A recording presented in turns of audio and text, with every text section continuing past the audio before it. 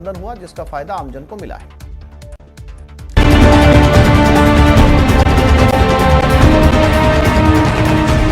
नमस्कार, न्यूज 18 राजस्थान पर मैं हूं आपके साथ हेमंत कुमार। 20 मिनट 20 खबर में आप सभी का स्वागत। इस बुलेटिन में हम आपको प्रदेश से लेकर के देश के अलग अलग हिस्सों की खबरें दिखाएंगे। साथ ही आपको यह भी बताएंगे कि दुनिया भर में आखिरकार क्या कुछ चल रहा है। तो चलिए शुरू करते हैं 20 मिनट में 20 खबरों का सिलसिला। सबसे पहले खबर अपने प्रदेश राजस्थान की। अगर स्कूल से गुंडागर्दी की तस्वीर आए तो एक बारगी भरोसा नहीं होता, लेकिन अविश्वास की कोई वजह नहीं, क्योंकि तस्वीरें इसकी तस्दीक कर रही हैं। जी हां, जालौर जिले के ऊण गांव में सरकारी विद्यालय में गुंडागर्दी की तस्वीर सीसीटीवी में कैद हुई हैं। मिली जानकारी के मुताबिक यहां 12वीं में पढ़ने वाले दलित छात्र को गांव के कुछ प्रभावशाली लोगों के कहने पर स्कूल प्रबंधन ने टीसी काट कर रवाना कर दिया। इसको लेकर जब अभिभावक स्कूल पहुंचकर इसका कारण जानना चाहे तो वहां का व्याख्याता अभिभावक के साथ मारपीट करने लगा। पूरी घटना सीसीटीवी कैमरे में कैद हुई है। इतना ही नहीं, पीड़ित छात्र का पक्ष लेने वाले छात्रों को भी प्रशासन ने स्कूल आने से मना कर दिया। बताया जा रहा है कि पीड़ित छात्र का 1 महीने बाद एग्जाम है। टीसी काट के प्रवीण जी मार साहब है, उनके और बच्चे के कुछ हुआ था झगड़ा। हाँ। तो वो कह रहे कि प्रिंसिपल को शिकार करके मेरे बच्चे को टीसी काट के दे दी। पुलिस पब्लिक भिड़ंत। तस्वीरें भरतपुर की हैं। जिले के उज्जैन थाना क्षेत्र के गांव जुगलापट्टी में पुलिस और ग्रामीणों के बीच हुई झड़प का मामला तूल पकड़ता जा रहा है। सोशल मीडिया पर अलग अलग वीडियो वायरल हो रहे हैं। ताजा वीडियो में देखा जा सकता है कि किस तरह झगड़े के बाद पुलिस से डरी सहमी महिलाएं अपने बच्चों को लेकर खेतों में भागती नजर आ रही हैं। इसके पहले के वीडियो में पुलिस टीम पर 50 लोगों का हमला देखा गया था। जानकारी के मुताबिक पुलिस की टीम एक आरोपी को पकड़ने गांव पहुंची थी। आरोपी को गिरफ्तार कर पुलिस टीम थाने के लिए रवाना होने लगी। तभी ग्रामीणों ने जीप के आगे एक ट्रैक्टर लगा दिया। साथ ही लाठी डंडे लेकर आए लोगों ने पुलिस को घेर लिया। कुछ देर के विवाद के बाद सभी ने पुलिस की टीम पर हमला कर दिया और आरोपी को छुड़ाकर ले गए। पुलिस टीम पर हमले की सूचना के बाद मौके पर पहुंचे दूसरे पुलिसकर्मियों ने हालात को संभाला और घायल पुलिस अधिकारी और जवानों को अस्पताल भेजा था। बहरहाल अब इस पूरे मामले की उच्च स्तर पर जांच करवाई जा रही है। दौसा पुलिस ने करीब 10 दिन पहले डीडवाना जीएसएस में हथियारों के बल पर लूटकांड को अंजाम देने वाले 4 आरोपियों को गिरफ्तार करने का दावा किया है। दौसा एसपी अनिल बेनीवाल ने प्रेस वार्ता कर बताया कि 31 जनवरी की रात को डीडवाना जीएसएस में हथियारबंद बदमाश पहुंचे और गार्ड को बंधक बनाकर लूट की वारदात को अंजाम दिया। इस दौरान लुटेरे करीब 5 ट्रांसफार्मर्स को लूट ले गए और जीएसएस पर खड़ी एक पिकअप भी ले गए। घटना के बाद दौसा एसपी की गठित स्पेशल टीम ने अलवर, भरतपुर और मेवात इलाके में दबिश दी। साइबर सेल के सहयोग से पुलिस ने मुख्य आरोपी शक्का को गिरफ्तार कर लिया। इसके बाद पुलिस ने मुख्य आरोपी की निशानदेही पर मोहब्बत मेव और अफसर खान को भी दबोच लिया। पुलिस ने लूटे हुए माल को खरीदने वाले फतेह मोहम्मद को भी अरेस्ट कर लिया है। पुलिस ने आरोपियों के कब्जे से एक देसी कट्टा भी बरामद किया है। पुराना रिकॉर्ड खंगाला गया कि कौन लोग इस तरह के काम करते हैं, क्रिमिनल्स हैं, और उसके ऊपर टेक्निकल प्लस ह्यूमन इंच दोनों का यूज करते हुए और 4 लोग हमने उसमें आइडेंटिफाई किए, जिसमें से 3 लोगों को गिरफ्तार कर लिया गया है। भारतमाला प्रोजेक्ट में किसानों को 2 साल से मुआवजा नहीं मिलने और नहरी तंत्र को तहस नहस करने के विरोध में कोटा में चल रहा अनिश्चितकालीन धरना शुक्रवार को भी जारी रहा। इस बीच किसानों के धरने में अब महिलाओं की भी एंट्री हो गई है। कई महिलाओं ने धरना स्थल पर पहुंचकर आंदोलन को समर्थन दिया। बहरहाल काम बंद होने के कारण प्रोजेक्ट स्थल से मजदूर भी जाने लगे हैं। इस दौरान किसानों ने भोजन भी धरना स्थल पर ही किया और ठिठुरती सर्दी में खुले आसमान के नीचे रात बिताई। एसडीएम की समझाइश के बाद भी किसान अपनी मांग से टस से मस नहीं हुए। से बैठे हैं और इसी तरह से इंतजार कर रहे थे। ये नौबत क्यों आई कि आज इन सर्द रातों के अंदर जब हमें घर में भी ठिठुरना पड़ता है, उस समय भी हमें यहाँ पर रजाई ओढ़ करके सोना पड़ रहा है। इसके लिए जिम्मेदार कौन है?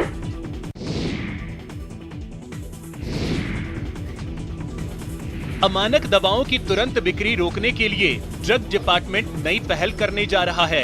किसी भी दवा के अमानक होने पर प्रदेश भर के संचालकों को तुरंत इसकी जानकारी मिले, इसके लिए DOIT से मिलकर एक प्लान तैयार कर रहा है। दरअसल प्रदेश भर में अमानक दवाओं की बिक्री पर तुरंत रोक लगाने के लिए अब तक ड्रग डिपार्टमेंट के पास सटीक मैकेनिक नहीं था। महज वेबसाइट पर अलर्ट जारी कर इतिश्री कर ली जाती थी, जिसके बाद संबंधित जिलों के अधिकारी अमानक दवाओं को मेडिकल स्टोर से जब्त करते थे।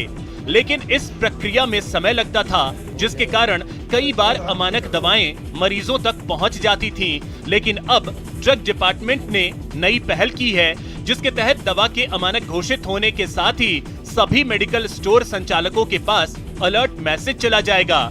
ड्रग कंट्रोलर अजय पाठक ने बताया कि प्रदेश भर के सभी लाइसेंसी मेडिकल स्टोर संचालक ऑनलाइन हो चुके हैं, लिहाजा अब जल्द ही इस प्लान को लागू किया जाएगा।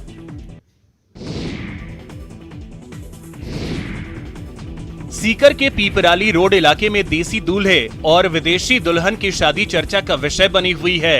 कजाकिस्तान की दुल्हन और सीकर के दूल्हे की यह शादी काफी धूमधाम से संपन्न हुई।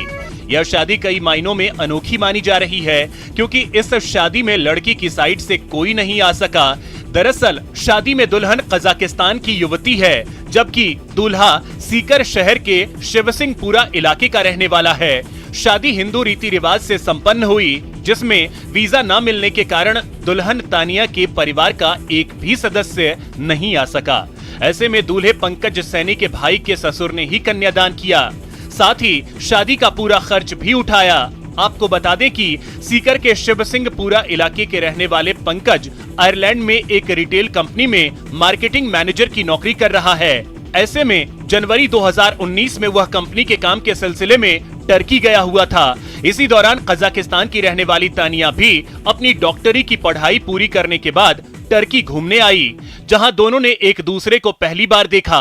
पहली मुलाकात में ही दोनों एक दूसरे से प्यार कर बैठे। बच्चों में पढ़ाई के साथ उनकी झिझक दूर करने के लिए डूंगरपुर कलेक्टर शुभम चौधरी ने एक नवाचार किया है। 14 फरवरी से जिले में पढ़ेगा डूंगरपुर बोलेगा डूंगरपुर अभियान की शुरुआत होगी।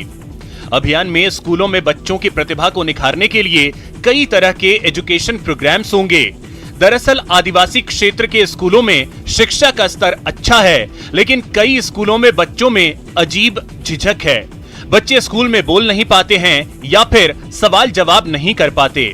इस वजह से बच्चों का विकास नहीं हो पाता है। बच्चे आगे जाकर प्रतियोगी परीक्षाओं या इंटरव्यू में पिछड़ जाते हैं। बच्चों में इसी कमी को दूर करने के लिए पढ़ेगा डूंगरपुर बोलेगा डूंगरपुर अभियान की शुरुआत की जा रही है। 14 फरवरी से अभियान की शुरुआत होने जा रही है।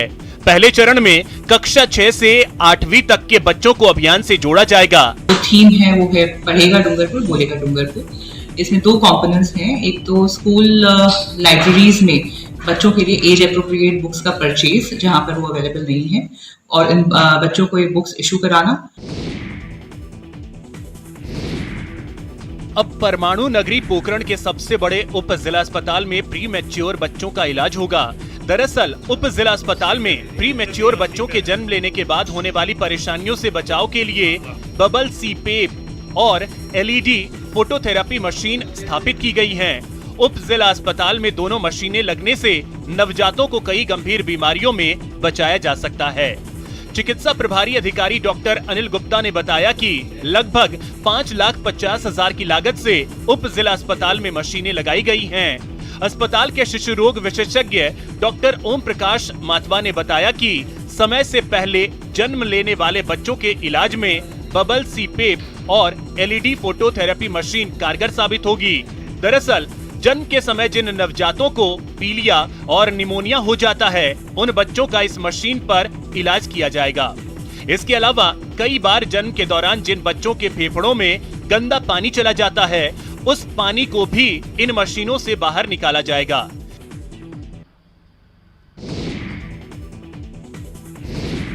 टोंक जिले के बनेठा थाने के सफाई कर्मी की बेटियों की शादी चर्चा का विषय बनी हुई है। थानेदार को शादी में देखकर सफाई कर्मी पप्पूलाल की खुशी का ठिकाना नहीं रहा। वहीं बेटियों की शादी में मामा बनकर आए थानेदार ने सबको चौंका दिया। दरअसल पुलिस थाने में सफाई कर्मी पप्पूलाल की बेटी कृष्णा और ज्योति की शादी में मायरा भरने के लिए थानेदार राजमल समेत थाने के दूसरे पुलिसकर्मी गाड़ियों के काफिले के साथ डीजे लेकर पप्पूलाल के घर पहुंचे। भात में 21,000 रुपए रोकड़, चांदी के आभूषण और कपड़े दिए। पुलिस टीम के भात भरने की जानकारी मिलने पर आसपास के लोग भी पुलिस की इस पहल को देखने पहुंचे। महिलाओं के मंगल गीतों के साथ पुलिस के जवानों ने भात की रस्म अदा की। पप्पूलाल की पत्नी रेखा देवी ने बहन बनकर सभी पुलिस के जवानों को तिलक लगाया। पुलिस थाना प्रभारी राजमल कुमावत ने रेखा देवी को बहन बनाकर चुनरी ओढ़ाई तो उसकी आंखों से खुशी के आंसू छलक पड़े। इस दौरान उपस्थित लोगों ने पुलिस के इस नवाचार का ताली बजाकर स्वागत किया। लेपर्ड संरक्षण में प्रदेश का वन विभाग देश भर के लिए मिसाल बना है। इनके संरक्षण पर 2 सालों में 28 करोड़ रुपए खर्च हुए हैं। वन विभाग के प्रधान मुख्य वन संरक्षक डॉक्टर DN पांडे ने बताया कि इन क्षेत्रों के विकास के लिए ग्रासलैंड विकसित करने और पानी की व्यवस्था जैसे कार्यों के लिए साल 2020 में करीब 9 करोड़ और साल 2021 में करीब 19 करोड़ रुपए यानी कि कुल 28 करोड़ के काम हुए। साथ ही बाघों की मॉनिटरिंग के लिए अपनाई जा रही पद्धति को लेपर्ड रिजर्व में भी लागू किया जा रहा है, जिसमें M-Stripes mobile application camera trap से मॉनिटरिंग की जा रही है। इसके लिए उपकरण खरीदकर इन क्षेत्रों के कर्मचारियों को विशेष ट्रेनिंग दी जा रही है। पांडे ने बताया कि लेपर्ड रिजर्व में प्रे बैस बढ़ाने के लिए चिड़ियाघरों में हिरण जैसी शाकाहारी प्रजातियों को छोड़े जाने के काम की अनुमति के लिए प्रकरण भारत सरकार को भेज दिया गया है। इसके लिए कुंभलगढ़, रावली, टाटगढ़ क्षेत्र में एनक्लोजर बनाया गया है।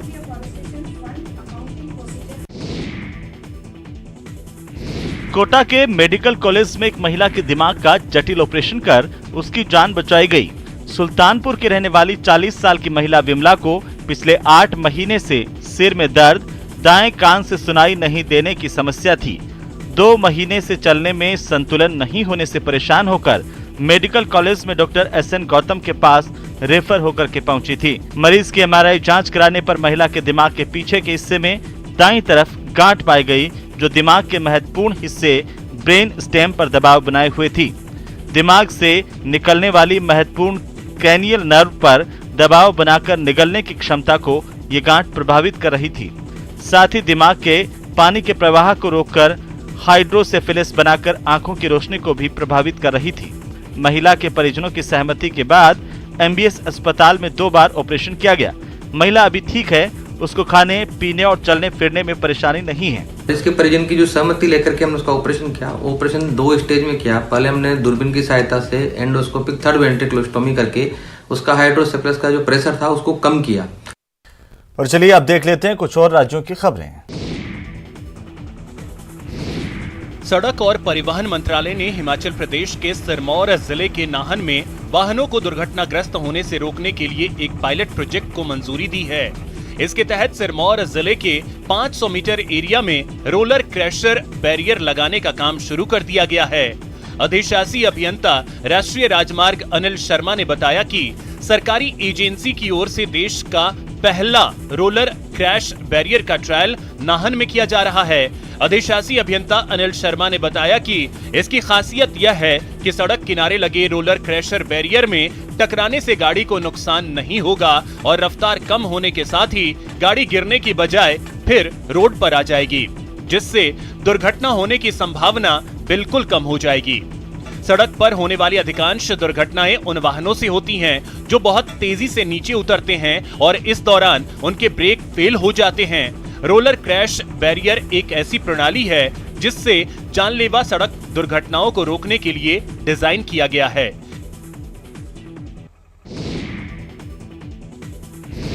16 फरवरी को रविदास जयंती है। ऐसे में वाराणसी का सीर गोवर्धन इलाका मिनी पंजाब में तब्दील हो चुका है। यहाँ पर लाखों रविदासियों के स्वागत की तैयारी चल रही है। रविदास मंदिर से लेकर पूरे इलाके को सजाया जा रहा है। इस रविदास मंदिर का खास महत्व माना जाता है। एक तरफ जहाँ ये मंदिर आस्था का केंद्र है, तो वहीं सियासी गलियारों में इसे पंजाब जाने का रास्ता बताया जाता है। हर साल संत रविदास की जयंती पर पंजाब से श्रद्धालुओं के लिए स्पेशल ट्रेन चलाई जाती है, जिससे वे यहाँ आकर अपने आराध्य के दर्शन और पूजन का सौभाग्य प्राप्त करते हैं। बहुत ही उत्साह के साथ पूरे विश्व से महाराज जी की जयंती मनाने के लिए वो श्री गोवर्धनपुर महाराज जी के साथ ही आती हैं। महाराज जी स्पेशल ट्रेन के माध्यम से पंजाब से चलते हैं और वाराणसी आते हैं। खास बात यह है कि इस मंदिर से कोई राजनीतिक दल अछूता नहीं है, यहाँ सभी आते हैं। दरअसल पंजाब का विशेष समुदाय संत रविदास का भक्त है। यही कारण है कि इस वोट बैंक को साधने के लिए यहाँ बड़े से बड़ा नेता अपनी उपस्थिति दर्ज कराता है।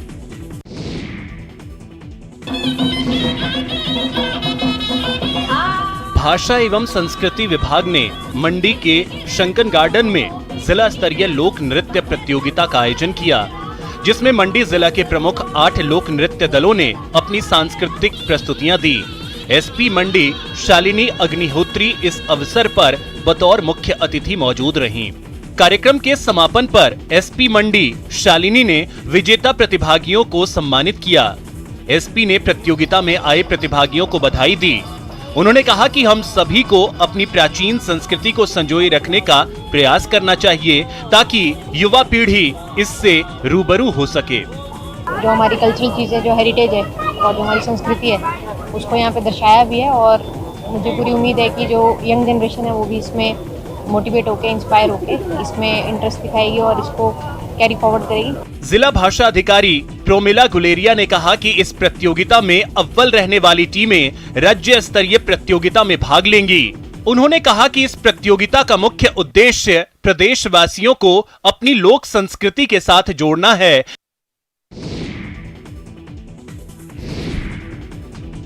हिमाचल प्रदेश की लाहौल घाटी में आस्था और भक्ति का प्रमुख केंद्र बौद्ध मठ शाशुर गोपा में शाक्या या कहिए पापों का प्रायश्चित करने के लिए विशेष धार्मिक अनुष्ठान का आयोजन किया गया।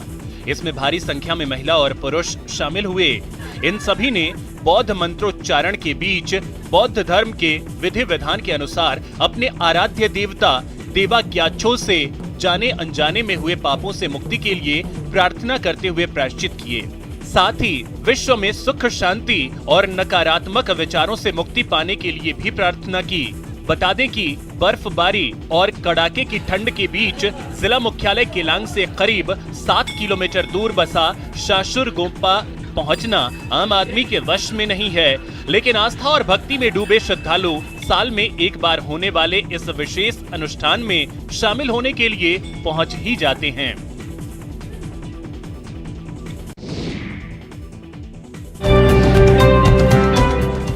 हैदराबाद का मशहूर चार मीनार हो या फिर दिल्ली का जामा मस्जिद, अमृतसर का पवित्र स्वर्ण मंदिर हो या फिर ध्यान मग्न भोलेनाथ, भागलपुर के होनहार कलाकार मनीष कुमार के हुनरमंद हाथ जब पुराने कागज और कतरनों पर कारीगरी दिखाने लगते हैं तो एक से बढ़कर एक कलाकृति का नमूना सामने आ जाता है।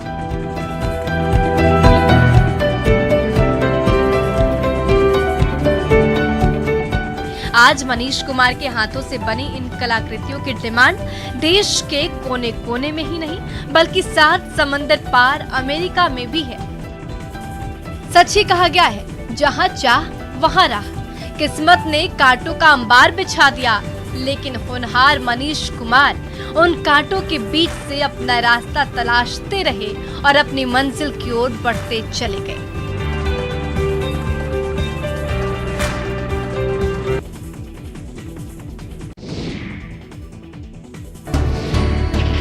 जैसे गुजरात में ढोकला और दक्षिण भारत में इडली काफी फेमस है, ठीक वैसे ही बिहार के सीमांचल और पूर्णिया में भक्का एक खास व्यंजन के तौर पर प्रसिद्ध है। जुबान पर स्वाद चढ़ते ही निकल उठता है, वाह। खासकर अगर मौसम ठंड का हो तो भक्का खाने का अलग ही मजा है। पूर्णिया की चौक चौराहे पर इन दिनों महिलाएं मिट्टी के बर्तन में भाप पर भक्का सेकती मिल जाएंगी। अरवा चावल को पीसकर उसमें गुड़ डालकर उसको चपटा इडली के आकार में बनाते हैं, फिर उसको मिट्टी के बर्तन के ऊपर डाल देते हैं और जब ये पक जाता है तो गर्म गर्म भक्का खाने का अपना ही अलग आनंद है। आसपास के लोग कहते हैं कि सर्दियों के मौसम में भक्का काफी प्रसिद्ध है। ये काफी खस्ता होता है और अगर गुड़ का बना भक्का हो तो शरीर को गर्म भी रखता है। इतना ही नहीं, कई तरह के औषधीय गुण भी इसमें शामिल है और इसका फायदा भी ये पहुंचाता है।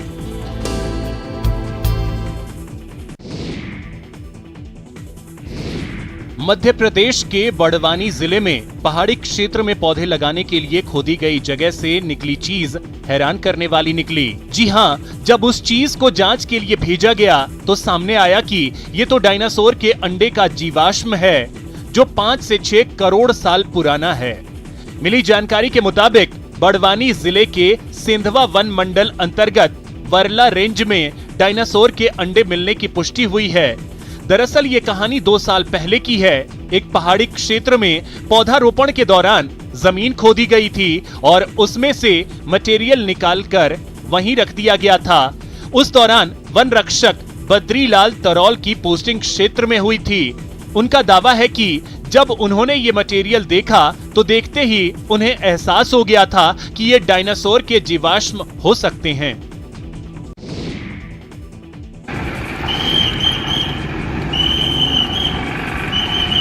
जशपुर जिले में एक ट्रैफिक जवान इन दिनों सोशल मीडिया पर खूब छाया हुआ है। दरअसल ये ट्रैफिक जवान जशपुर के महाराजा चौक पर जब ड्यूटी करता है तो हर कोई बस इनके डांसिंग मूव्स को देखता ही रह जाता है। खास बात यह है कि पद्मन परेठ नाम के इस जवान को अभी 3 महीने पहले ही ट्रैफिक विभाग में भेजा गया। पिछले 2 दिनों से इनकी ड्यूटी ट्रैफिक सिग्नल पर लगाई गई और जब से ये ड्यूटी पर तैनात हुए हैं ये सोशल मीडिया पर छाए हुए हैं। ट्रैफिक सिग्नल पर ड्यूटी के दौरान ये अलग ही अंदाज में ट्रैफिक नियमों का पालन करवा रहे हैं। कभी तेज चलकर तो कभी कदमों से थिरककर ये महाराजा चौक में ट्रैफिक सिग्नल के संकेतों का पालन करवा रहे हैं।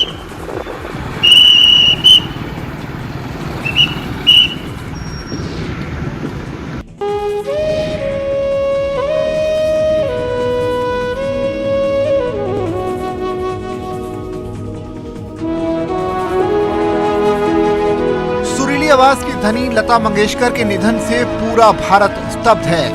हर कोई उन्हें अपने अपने तरीके से श्रद्धांजलि अर्पित कर रहा है।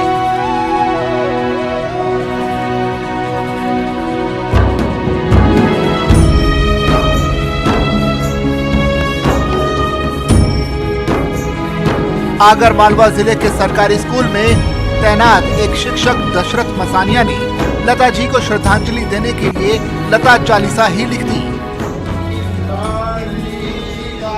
शिक्षक द्वारा लिखी गई लता चालीसा में लता मंगेशकर के जन्म से लेकर उनके जीवन के विभिन्न पड़ाव और यात्रा के अंशों को शब्दों और चौपाइयों में पिरोया गया है। शिक्षक दशरथ मसानिया ने इससे पहले भी कई सारे विषयों पर चालीसा लिखी है।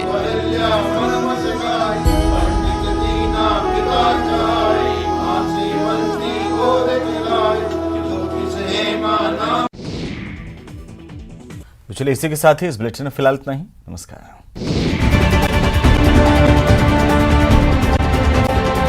शादी का किचन में